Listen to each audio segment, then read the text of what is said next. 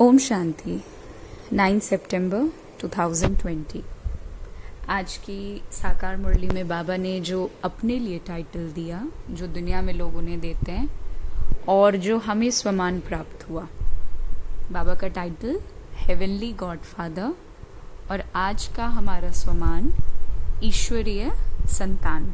बाबा ने कहा ना, तुम ईश्वरीय संतान हो तो कोई भी आसुरी काम नहीं कर सकते। तो ये आज का हमारा स्वमान है कि हम सभी बाबा के बच्चे क्या हैं, ईश्वरीय संतान हैं। आज की मुरली स्टार्ट करते हैं वार्निंग पार्ट से। एक समराइज्ड फॉर्म में ही रहेगा, तो सारी पॉइंट्स ऑलमोस्ट कवर होंगी। और बाबा ने वार्निंग जितनी आज हमें दी, beginning with the first thing, बाबा कहते हैं तुम बाप से कोई भी प्रकार की मांगनी नहीं कर सकते। बाप सब कुछ समझाते हैं, यहाँ कुछ भी पूछने की दरकार नहीं रहती, सब कुछ आप ही समझाते रहते हैं। आज बाबा जो हमारे पिता हैं, आज वो टीचर के रूप में शिक्षा है ना, बिल्कुल एक टीचर वाला बाबा का आज जो वर्ड सिलेक्शन है, जो बातें हैं, वो एक टीचर की तरह है ना, कि यहाँ पर कुछ पूछना नहीं है मीठे बच्चे, यहाँ पर कुछ पूछना नहीं है, सब कुछ बता दिया है, समझो, ज्ञान को समझो, है ना। देखिए फिर बाबा क्या कहते हैं। अब ये तो समझ की बात है ना, बाबा ने कह दिया कि हर बात में योग बल से काम लेना है, याद की यात्रा से काम लो, और कहाँ भी जाओ तो मुख्य बात बाप को जरूर याद करना है, और कोई भी आसुरी काम तुम्हें नहीं करना है। बाबा क्या कह रहे हैं, कोई आसुरी काम नहीं करना। क्यों? क्योंकि हम ईश्वरीय संतान हैं। आसुरी काम की लिस्ट क्या है? जेलसी भी आसुरी काम में आएगा, आलस्य, अलबेलापन, है ना, ये भी आसुरी काम में ही आएगा। चीज़ों को टाल देना, है ना, बेवजह का फिक्र करना, बहुत फ्यूचर को लेकर के भी प्लानिंग प्लॉटिंग, है ना, टेंशन में रहना, प्रेशर फील करना, जल्दबाजी करना, ये सब भी आसुरी काम है। बाबा कहते हैं आसुरी काम नहीं करना। फिर बाबा कहते हैं माया का देखो कितना प्रभाव है। ईश्वर बाप कहते हैं कि ऐसा मत करो तो भी नहीं मानते। भगवान कहते हैं मीठे बच्चे ये काम नहीं करना, फिर भी उल्टा काम कर देते हैं। उल्टे काम के लिए ही मना करेंगे ना, लेकिन अब देखिए अच्छे काम के लिए तो मना नहीं किया जाता ना, परमात्मा कभी श्रेष्ठ काम के लिए थोड़ी मना करेंगे। लेकिन माया भी बड़ी जबरदस्त है। अगली वार्निंग बाबा की सुनिए, भूले चुके भी बाप को नहीं भूलना, कुछ भी करें, मारे अथवा कूटें। हालांकि बाबा ऐसा नहीं करते, अगली लाइन में यही बाबा ने कहा, ऐसा कुछ बाप करते नहीं है, ना शिव बाबा ना ब्रह्मा बाबा, परंतु एक्सट्रीम में ये बात कही जाती है इस चीज की इम्पोर्टेंस दिखाने के लिए कि रिमेम्बरेंस कितना इम्पोर्टेंट है, याद की यात्रा कितनी इम्पोर्टेंट है, ये समझाने के लिए, इस चीज की एक्चुअल वैल्यू कराने के लिए बाबा ने आज ऐसा कहा। फिर बाबा देखिए, बाबा कहते हैं ऐसा नहीं समझना कि दूसरे जन्म में भी कुछ मिल सकता है ना। बाबा कहते हैं ना, ये पारलौकिक बाप है जो बेहद सुख धाम का तुमको मालिक बनाते हैं, है ना। दूसरा जन्म मतलब कोई और अपॉर्चुनिटी नहीं मिलेगी सुख धाम का मालिक बनने के लिए। इकलौता संगम युग ही है, ले दे के बस यही 100 साल जो मिलते हैं, वर्ल्ड ट्रांसफॉर्मेशन, सेल्फ ट्रांसफॉर्मेशन, है ना, स्व परिवर्तन, विश्व परिवर्तन, विकारों का नाश, संपूर्ण प्रकृति का, सोचिए प्रकृति तक को सतो प्रधान बनाने का काम, ये सारा काम ये 100 साल में परमात्मा करके वानप्रस्थी हो जाते हैं। बाबा कह रहे फिर कुछ नहीं होना, अभी ही मौका है। अब देखिए जैसे कोई पुलिस होता है, किसी का प्रोफेशन मान लीजिए पुलिस का है, तो बाबा उनके लिए स्पेशल राय क्या देते हैं। बाबा कहते हैं कि अगर पुलिस का काम है तो वो भी करो, है ना, नहीं तो वो डिसमिस कर देंगे। प्रैक्टिकल बात, हमारे प्रोफेशन के लिए भी ये बात इस्तेमाल होगी, लागू होगी। अपना काम तो करना ही है। देखो आंख तो दिखाना पड़ता है, लेकिन जितना हो सके प्रेम से काम लेना है, नहीं तो युक्ति से आंख दिखाओ। दादी प्रकाश मणि क्या करते थे, कई बार किसी भाई को या किसी को भी समझाने के लिए ऊपर ऊपर से डांटते थे, ऊपर ऊपर से ऐसा शो करते थे, प्रिटेंड करते थे कि वो नाराज हैं, लेकिन अंदर उनकी आनंद की स्थिति वो डिस्टर्ब नहीं होने देते थे। अर्थात कल्याण की दृष्टि रखते हुए कि स्ट्रिक्टनेस अभी कल्याणकारी है, साक्षी होकर के वो पाठ बजाया। बाबा वही कह रहे हैं, युक्ति से आंख दिखाना, हाथ नहीं चलाना है, ये तो मनाही कर दिया कि डंडा उठा लिया, डंडे से पीटना शुरू कर दिया। बाबा कहता ना। फिर देखिए अगली वार्निंग या अगली समझाने कह लीजिए अबलाओं के लिए है ना। बाप समझाते हैं कि तुम अबलाओं पर कितने अत्याचार होते हैं, सहन तो करना ही है। युक्तियां भी बतलाते रहते हैं, बहुत नम्रता से चलो, बोलो आप तो भगवान हो, जैसे कहते हैं ना पति परमेश्वर, तो बोलो कि आप तो भगवान हो। फिर ये क्या मांगते हो, जैसे विष के लिए परेशान करते हैं तो स्पेसिफिकली उसी के लिए है, काम विकार के लिए, है ना। हथियाला बांधते समय कहते हो ना कि मैं तुम्हारा पति, ईश्वर, गुरु सब कुछ हूँ। तो अब जब मैं पवित्र रहना चाहती हूँ तो तुम रोकते क्यों हो? भगवान को तो पतित पावन कहा जाता है ना, आप ही पावन बनाने वाले बन जाओ। ऐसे प्यार से नम्रता से बात करनी है। क्रोध करे तो फूलों की वर्षा करो, मारते हैं तो फिर अफसोस भी करते हैं। जैसे शराब पीते हैं तो बड़ा नशा चढ़ जाता है ना, अपने को बादशाह समझते हैं, है ना। तो ये विष भी ऐसी ही चीज है। वार्निंग सुनिए। बाबा कहते हैं बात मत पूछो, हालांकि पछताते भी हैं, परंतु आदत पड़ी हुई है तो वो टूटती नहीं है। एक दो बार विकार में गया, बस नशा चढ़ गया, फिर तो गिरते ही रहेंगे। अगली वार्निंग, जैसे कभी हमसे कोई पूछ ले कि यहाँ पर जानवरों की व्याख्या क्यों नहीं होती, केवल मनुष्यों की बात क्यों करते हैं, तो बाबा कहते हैं ऐसे थोड़ी बताया जाएगा कि कछुए कितने, मछलियां कितनी हैं, ये केवल मनुष्यों की बात है और तुम भी ऐसे युक्त ही समझाओ, है ना।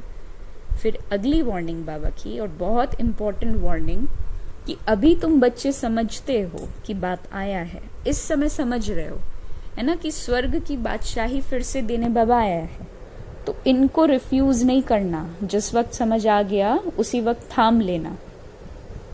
विश्व की बादशाही रिफ्यूज की तो खत्म, फिर रिफ्यूज यानी किचड़े के डिब्बे में ही जाकर पड़ोगे।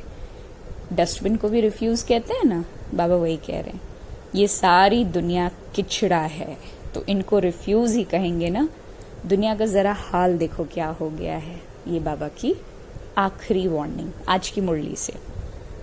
फिर कर्मों की फिलॉसफी के बारे में बाबा कहते हैं कि राजाई में देखो पोजीशन तो होती है ना। इस दुनिया में अगर वेरिएशन नहीं होगा, अगर आप हम हर कोई प्रधानमंत्री बन जाएगा, so the world would not be accurate, systematic नहीं चलेगी। बाबा कह रहे हैं ऐसे सतयुग में भी राजधानी होगी, पद पोजीशन होगा, कम बड़ा सारी चीजें होंगी, लेकिन जैसे यहाँ हर आत्मा दुखी है वैसे वहां हर आत्मा सतो प्रधान विश्व का मालिक होगी, है ना। सच्ची बादशाही होगी। पुरुषार्थ बच्चों को तो करना है और प्रारब्ध भी बच्चों को पानी है। पुरुषार्थ कराने के लिए तो बाप आते हैं, है ना, क्योंकि पुरुषार्थ से ही प्रारब्ध है। हालांकि दुनिया में लोग प्रारब्ध को लेकर के परेशान रहते हैं। बाबा क्या कर्मों की गति बता रहे हैं, पुरुषार्थ पर फोकस करो, रिजल्ट तो उसके अधीन है ना। अब जैसे कोई ने हॉस्पिटल आदि बनाई तो उससे क्या हुआ, हालांकि हेल्थ मिल जाती है अगले जन्म में, है ना, लेकिन अगर सिचुएशन बताई जाए तो सीढ़ी से तो नीचे ही उतरते आ गए ना, धीरे धीरे धीरे धीरे। फिर बाबा ने ड्रामा के ऊपर कहा कि बाप ही आकर समझाते हैं कि ड्रामा के प्लान के अनुसार तुम कहां से गिरे हो, एकदम मानो ऊंची चोटी से बिल्कुल नीचे गिर गए हो। ये हमारी दशा बाबा ने हमें एक लाइन में सुनाती। राजयोग की शिक्षा में अगर बाबा योग के बारे में ना बताएं, so it is absolutely incomplete. तो बाबा कहते हैं स्पेसिफिकली योग के चैप्टर की अगर बात की जाए, जैसे पतिव्रता स्त्री होती है तो पति पर कितना न्योछावर जाती है, मानो चिता पर चढ़ने में भी डर नहीं लगता, है ना। कितनी बहादुर होती है, आगे चिता पर बहुत चढ़ती थी ना। यहाँ बाबा ऐसी कोई तकलीफ तो नहीं देते, भल नाम ज्ञान चिता है, परंतु इसमें जलने की कोई बात नहीं है। बाबा ने समझाया क्या हमें कि योग बल से तो तुम सृष्टि को पावन बनाते हो, तो क्या योग बल से खाना शुद्ध नहीं बन सकता। पहली बात बाबा ने क्या समझाई कि ज्ञान चिता पर चढ़ना है, न्योछावर जाना ही योग है ना। कनेक्शन, योग को इंग्लिश में कनेक्शन कहते हैं। तो बिना प्यार, बिना न्योछावर हुए, बिना एफेक्शन के कनेक्शन डेवलप नहीं हो सकता। फिर बाबा कहते हैं कि बाबा ने तो हमेशा समझाया कि अगर योग बल है तो उससे तो तुम विश्व की बादशाही पा रहे हो, तो क्या भोजन को शुद्ध नहीं कर पाओगे? अगर ऐसी कोई परिस्थिति है, बार बार क्यों पूछते हो, है ना। आज जो भक्ति की बात बाबा ने करेक्ट की कि बरोबर जन्म जन्मांतर का सिर पर बोझा तो बहुत है, लेकिन यहाँ किसी एक अजामिल के पापी की बात नहीं है। भक्ति में जो एक अजामिल को स्पेसिफाई किया, बाबा कहते एक अजामिल नहीं है, हर एक मनुष्य एक दो से जास्ती अजामिल है। मनुष्यों को क्या पता कि पास्ट जन्म में न जाने क्या क्या किया है ना। फिर जो बाबा फॉलो फादर कई बार कहते हैं ना, तो आज जो ब्रह्मा बाबा की विशेषता बाबा ने बताई कि ऐसा बाबा जो स्वर्ग का मालिक बनाते हैं, वो देखो कितना साधारण है ना। बाबा ने आज क्या कहा कि ब्रह्मा बाबा और शिव बाबा इतना कंबाइंड है कि कर्म शिव बाबा करते हैं, ब्रह्मा बाबा ये पता ही नहीं चलता, एकदम एक। बाबा कहते हैं कितने साधारण हैं परमात्मा कि शुरू में बच्चियां जब बीमार पड़ती हैं, ये अपना वो बता रहे हैं बाबा, याद कह लीजिए, ब्रह्मा बाबा अपना एक्सपीरियंस शेयर कर रहे हैं कि शुरू में बच्चियां जब बीमार पड़ती थीं तो बाबा खुद उनकी सेवा करते थे। अहंकार कुछ भी नहीं है। अब आप एकदम जज नहीं कर पाओगे कि हाँ ब्रह्मा बाबा शिव बाबा की तारीफ कर रहा है या शिव बाबा ब्रह्मा बाबा की कर रहे हैं, है ना। तो यही कंबाइंड रूप फॉलो फादर।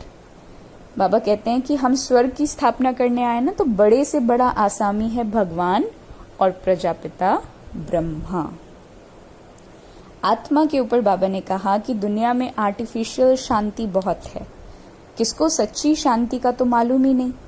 बाप कहते हैं बच्चे, तुम्हारा स्वधर्म ही शांत है।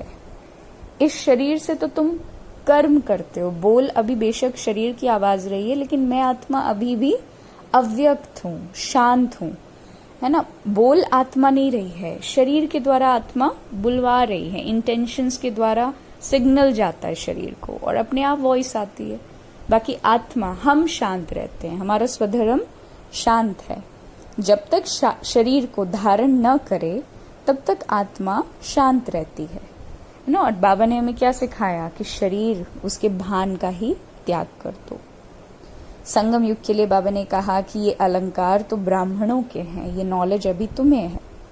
ये चक्र आदि वास्तव में विष्णु को थोड़े ही हैं, ये अलंकार हम ब्राह्मणों के हैं, अभी ये नॉलेज है। सतयुग में थोड़ी ये समझाएंगे, ऐसी बातें बताने की मानो कोई में ताकत ही नहीं है।